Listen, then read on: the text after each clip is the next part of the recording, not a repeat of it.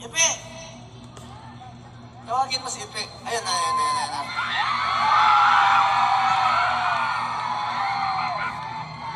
Mayong gabi! Bakit sunan? Gusto niyo mo kanta si Philip? Punta na ko sa inyo. Ang tawag ninyo sa ako, Mister! Bakit? Ang akong bisyo ay mag? Ang tawag ninyo kay Philip, Mister! Unsa yung bisyo?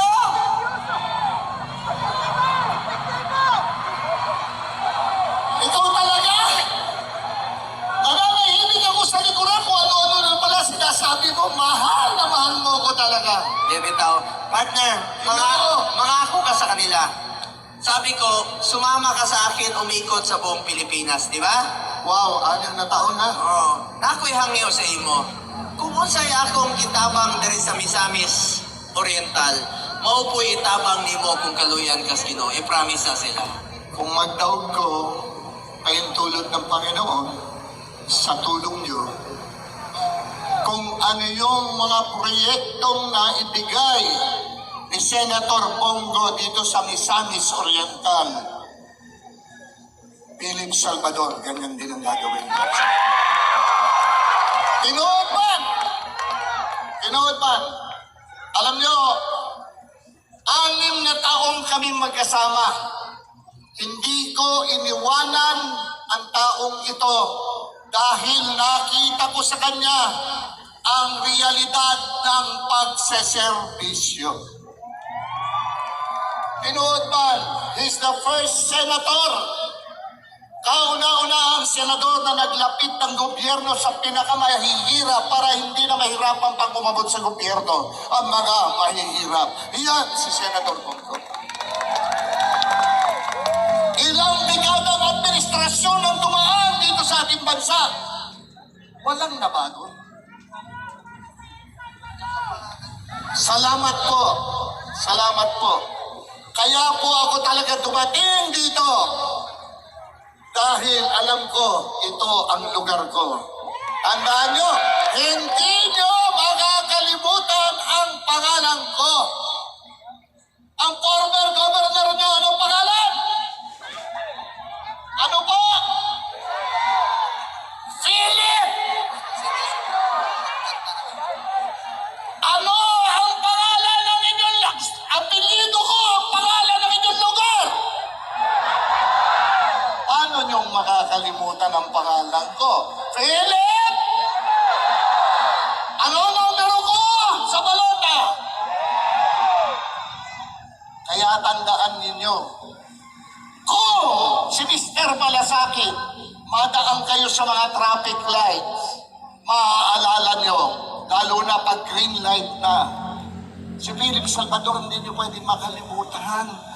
Kasi itong lugar niyo mismo, dito ko na gustong tumira. El Salvador! El Salvador! El Bongo! El PDP Laban! Partner, bago natin sila kantahan, Kakanta ba tayo? kakantahan natin sila. Bago natin kantahan, kanina kasi in-introduce ko kayong lahat. Hangyo lang ko sa inyo, isip isa ka Mindanawan pod. Hangyo lang ko, tabangin taon ninyo ang among mga kaubanan. Ang kadaugan sa PDP Laban, kadaugan sa Pilipino, kadaugan para kay Tatay Digong. Hangyo lang ko sa inyo, tabangin taon ninyo, palihog lang. Karon, singit lang ako, partner. As your senator, upo ka muna. As your senator, nagtrabaho yun ko para sa Pilipino. I have authored 16 laws. I have principally sponsored 82 laws.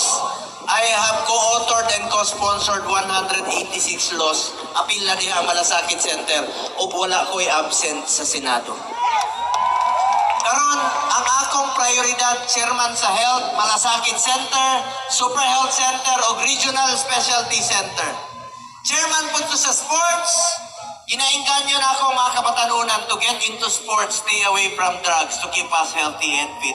Mga kaigsunan, di na ako gusto masayang ang isugda ni Presidente Duterte. Gusto na ako labanan ng illegal na droga through sports.